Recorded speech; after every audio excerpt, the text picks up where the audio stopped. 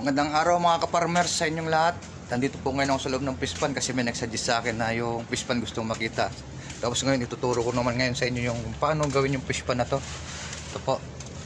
Para yung gustong magtayo ng fish pond may matutunan mga ka-farmers. Ito nga pala.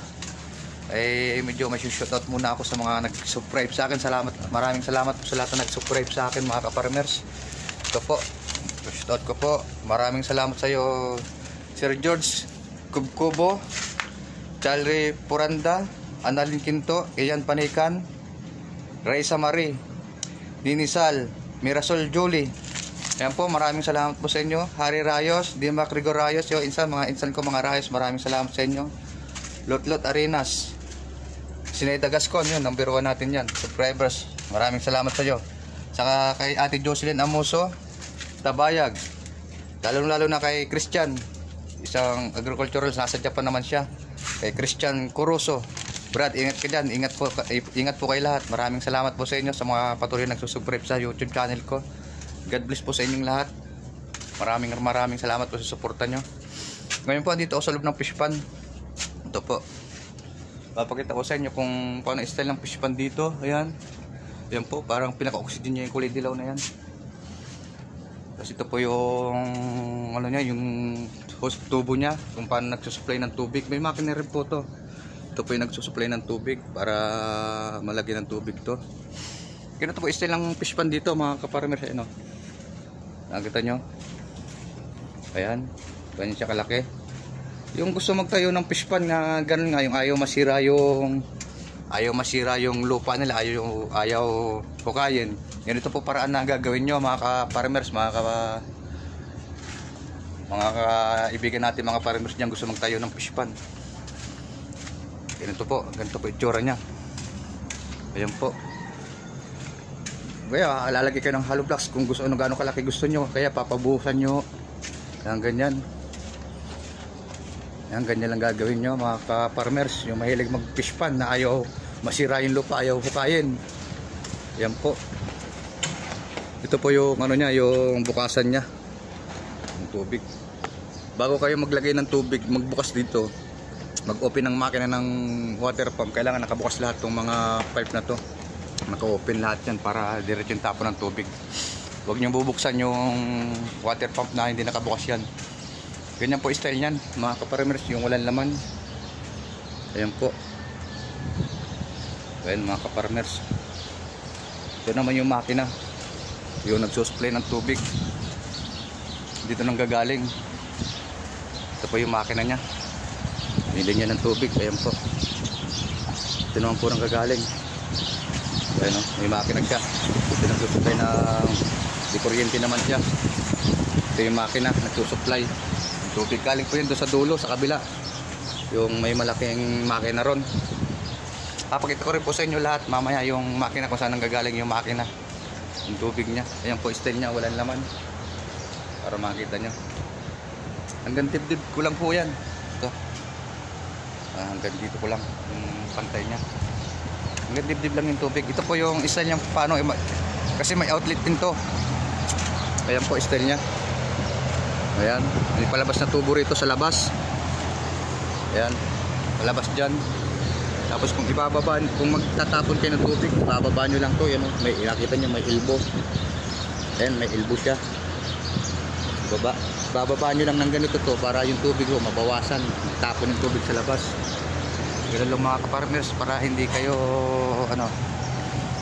para naman ho may pakinabang yung tubig na itatapon nyo sa labas. Halimbawa may tanim kayo, may palayang kayo, ganun, may tanim kayong mga gulay, parang lalagay na lang kayo, mag-outlet kayo, maglilinya kayo ng mga tubo papunta sa tanim palabas. Para kung halimbawa may tanim kayong gulay, pakinabangan nyo yung tubig na manggagaling sa fish pond, parang may pataba pa, kasama pa siyang pataba. Ang ganito mga ka-farmers, oh. Nakita nyo, pag binaba nyo ganyan yung tubo, ayun o, narinig nyo, tumatapon na yung tubig sa labas nyo mga ka-farmers. Palabas dito, ito may pasingawan siya, pangasingawan siya ganun, tapos diretso na sa labas yan, padiretso na sa labas yan. Kung may tanim kayo, mas maganda para yung tubig na itatapon nyo galing sa fish pond na mapakinabangan nyo mga ka-farmers. Ganun ang style. Ngayon, kapag ka-permits, pupunta tayo sa sa makina kung saan nanggagaling yung tubig dito, yung pinaka-stockpile ng tubig niya, ang banking water niya. Papakita ko sa inyo. Tara mga ka-farmers, samahan nyo ako. Yan, dito na mga ka-farmers, pinoprocess yung tubig. Yung mga nagsusupply ng tubig dito na nanggagaling. Ito, kaya ito, ayun o, makikita nyo. Yan, dito na mga ka-farmers nanggagaling yung tubig.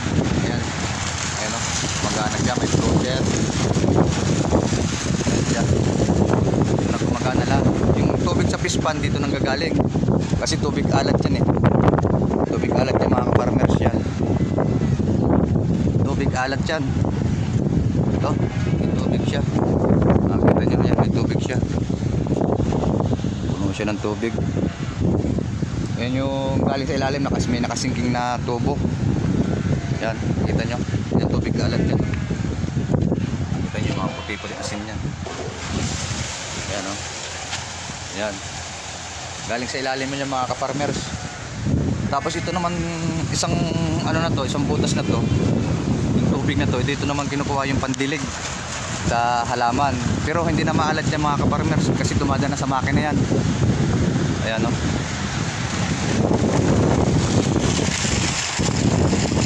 Dumadaan na sa makina yan mga ka-farmers, yung mga pipe niya. Pag puno naman niya may floater yan ka-farmers. May floater siya. Pag puno na, automatic na siya, hinto. Kaya floater siya. Puno na siya. Dito naman, dito yung process yung tubig niyan sa makina na to para hindi na siya maging maalat. Ayun, gumagana pa. Ano, yung makina rin. So, filter na malaki. Ayan, filter na malaki yan. Pwede ng pipe. Ayan, may gauge. Ilagay ng gamot, chlorine, saka may mga filter siya, gilit.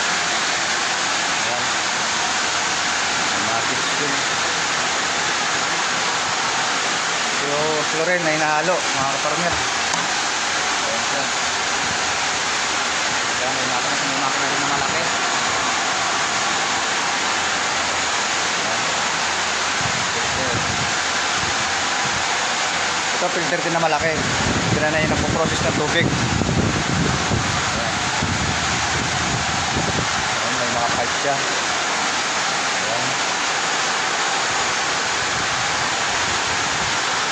Ayan.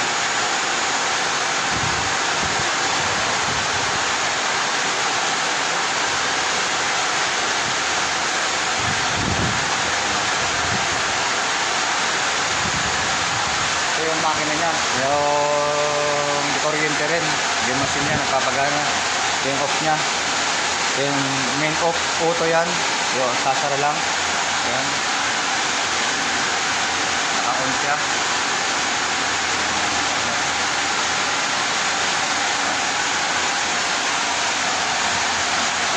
Ayun, dito na kinukuha yung pandilig mga ka-farmers. May mga kambing pa. May mga kambing basang-basa. Kawawa. Ka-farmers, may nakalimutan ako. Shout out nga po pala sa mga Gilamo family, sa Brillantes family, mga nasa Iloilo po. Maraming salamat po sa inyo sa pag-subscribe nyo sa akin, mga taga Iloilo. Saka yung utol ko nasa Canada, tol, salamat, suporta. Saka yung mga dito po sa Kuwait, mga nag-subscribe sa akin, maraming salamat po sa inyo. Patuloy yung panonood ng YouTube channel ko. God bless po sa inyo. Saka yung mga kaibigan natin nasa Bahrain, maraming salamat sa inyo. Patuloy rin kayo nag-subscribe sa akin, pinapanood yung YouTube channel ko. Maraming salamat sa inyo. At Cheche, magandang tanghali sa inyo, sa mga anak mo. Yan, si Cheche nasa yan, nasa Bahrain. Maraming salamat sa inyo. Saka yung mga kaibigan ng asawa ko rito sa Kuwait, maraming salamat po sa pag-subscribe. Hindi ko na po kayo isa-isahin, alam nyo na po yan. Maraming salamat po, subscribe nyo sa akin. Yung mga taga Iloilo yon, mga pinsan ko sa mga Daet, mga Rayos, mga Posada, yung mga mag-anakan ko pong nag-subscribe sa akin, mga taga Batangas, maraming salamat po sa inyo. Mga nasa Visayas, maraming salamat po sa inyo, mga kamag-anakan ko, mga Rayos. Maraming salamat po sa patuloy nyo pag-subscribe sa akin at pagpapanood ng mga dinadaan ko sa YouTube channel ko. Salamat po sa suporta nyo. Sa lahat po ng Family Rayos, sa Rayos Clan po, maraming salamat po sa inyo mga karayos. Sa Family Rayos din po, sa group ng Family Rayos, marami. Kay Insan, Dimac, Insan, thank you. Maraming salamat sa inyo. Sana tuloy nyo akong suportahan sa YouTube channel ko, mga kamag-anak ko. Maraming salamat sa inyo. God bless po sa inyong lahat. Love you, I love you all. Saka nga po pala sa Family Lago, magandang tanghali po sa inyong lahat dyan sa Davao, lalo na sa YouTube, sa TV. Maraming salamat. Suportan nyo ng mga kapatid ko. Nandiyan pa rin kayo kahit nandito ako, hindi nyo pinapabayaan sila mama at sila mga anak ko. Shoutout din nga pala sa mga lahat mga taga-Kabanatuan, mga kaibigan natin dyan. God bless sa inyo. Magandang tanghali mga kaibigan natin dyan. Sa kayo mga anak ko, ingat kayo palagi. Ma, I love you ma. Ingat kayo palagi, huwag masyadong naglalabas. Medyo masama palagi yata panahon dyan sa atin sa Pilipinas. Love you, I love you all. Maraming salamat sa suporta nyo. At sa mga patuloy na susubscribe po sa YouTube channel ko, maraming salamat po sa inyo lahat. God bless po. At syempre, hindi mawawala sa puso natin yung asawa ko na patuloy na sumusuporta sa akin. Andiyan siya palagi. Me, I love you. Sana huwag mo pabayaan sa ginagawa ko. Alam ko supported ka sa akin. I love you, me. Mahal na mahal kita. I love you, I love you. Salamat sa mga suporta mo sa akin, sa mga ginagawa mo para sa akin. Thank you. Love you, me. Miss you. Na tayo nagkikita, tagal na. Ito mga ka-farmers, bahagi ko rin sa inyo ha. Nakikita, naalala niyo yung video na ginawa ko doon sa dulo, yung may makinang malaki, yung may machine. May mahabang tubo yung papunta rito sa isang butas na ito. Nakita niyo may mga isda. Bakit ka may isda? Para alam natin kung mayroong manggagago sa mga sa stock natin tubig, lagyan ng lason o ano man, kung ano man nakaka-epekto sa tanim natin, malalaan natin kasi may isda siya. Ayan. Ito may makina. Ayan, hinihigop yung tubig niyan, hinihigop ng tubo na yan, mahaba. Bato. Ito may makina yan. Ito na yung pinoproseso. Ito na yung nagdidilig sa mga tanim. Dumadaan na sa mga pipe yan, mga pipe, saka mga pipe na maliliit. Ayan.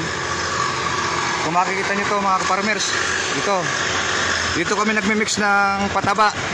Nakita nyo yung mga pataba na yon. Kasi yung pataba na to, ito. Ayan mga pataba na yan, hinahalo sa tubig yan. Water soluble fertilizer, yan makikita nyo. Dito na nilalagay yan mga farmers. Ito, hinahalo na rin to mga farmers. Bahagi ko sa inyo, grow more, simple quality. Ayan. Ayan mga farmers, grow combi, a symbol of quality. Ayan mga farmers, para sa lahat ng tanim yan.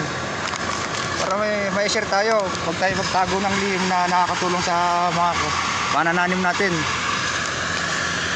Ayan mga farmers. Dito hinahalo yan dito. Pag nagpapataba. Ayan, may makina rin yan. Makina rin nagpapagana yan. Ayan mga farmers. Huwag tayo maglihim. Yung nalalaman natin, yung nakikita natin dito sa ibang bansa, ibahagi natin dyan na makakatulong para sa atin malilit na manananim mga farmers. Maraming salamat mga farmers. Umaga mga ka-farmers, ito na yung makina ron na malaki. Dito na pumupunta yung tubig. Dito na i-stock. Dito na nanggagaling yung mga pinandidilig ito. Ito, nakita nyo may pipe, humihigop siya ng tubig papunta rito. Ayan. Ayan, ito yung makina. Kam horsepower sada makina. Ayan, kung makikita nyo, ayan yung ilang horsepower to, ano to. Ayan, pagmasdan nyo na lang mga ka-farmers. Ayan, makina. Kuryente yan. Ito na. Ito yung mga tubo. Ayan. Punta na rin dyan sa ayan si Man, gahalo ng pataba. Ada sino man? Urea? Ada urea. Ada kalam arbit. Potassium. Potassium, potassium. Ayan, nakita nyo, potassium. Water soluble siya mga kaparmers. Ayan, ang ginagawa nyo, may nahalo. Dito nyo nilalagay. Dito. Dito naman may pipe naman na linya yan. May makina rin dumadaan. Ayan. Ayan, didilig na yan. Didilig yan dito papunta. Dito na dumadaan naman mga kaparmers. Yan, sa linya ng tubig yan. Ayan. Papunta na sa mga tanim yan. May mga sarahan yon mga kaparmers. Ganito. May ganito siya. Kung saan siya magdidilig, i-open niya lang to. Doon tatapon yung pataba. Pagkatapos sara. Tapos sa iba na naman. Sa iba na naman siya ilipat. Ayan, ginagawa naman. Pataba yan. Magkali niya pataba. Yung akin na yan. Drum. Ayan, drum. Siya masul dito. Si Man, siya yung pinaka-foreman ng ng pagpadidilig at pagpapataba. Siya yung master dito, master. Siya yung engineer. Pinaka-engineer dito sa water pump. Yung may switch din yan. Kasi puro di kuryenteng gamit dito. Ayan do, may switch. Ayan mga kaparmers. Si Man magaling yan. Man, the best workers here. Yan siya, Nepali national po siya. Siya po yung masul dito sa water pump na to. Siya yung nagdidilig araw-araw. Kamilyom, ada nus ilyom kalasada kulosa? Ada atimay. Badin لا ممكن سمسم هذا ارتسمت ممكن 3 ساعة تقول مثلا. Tulot talata siya. Ayun mga kaparmers. Nakita nyo. Ganun pagpuproseso. Ganda na mga kaparmers yung strawberry oh. Yung buhat niya. Bulaklak na.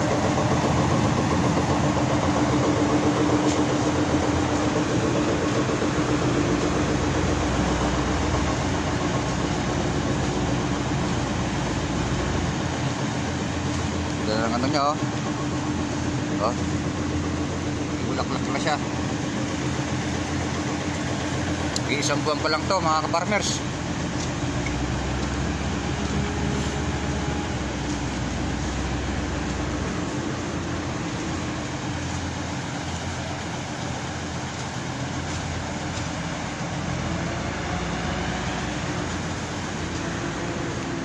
Ito yung kaparmers yung ginawa namin hindi ko makalimutan tong bagong ginawa namin na to Buti hindi nagalit si boss. Yung nagwi-welding kami. Nakita nyo tong ano na to, yung parang abaka na to, yung tali na to. Na-disgrasya namin. Napataka ng baga ng welder. Ayun, nangyari, nasunog. Lagas lahat. Lagas dito sa may taas na yan, sa plastic. Kaya sabi ko kay boss, aksidente ka ako. Di sinasadya.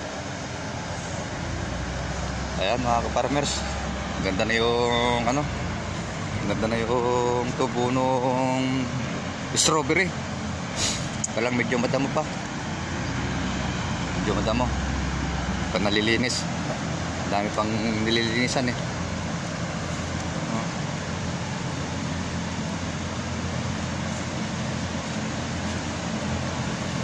Mag 1 month pa lang to, magwa 1 month.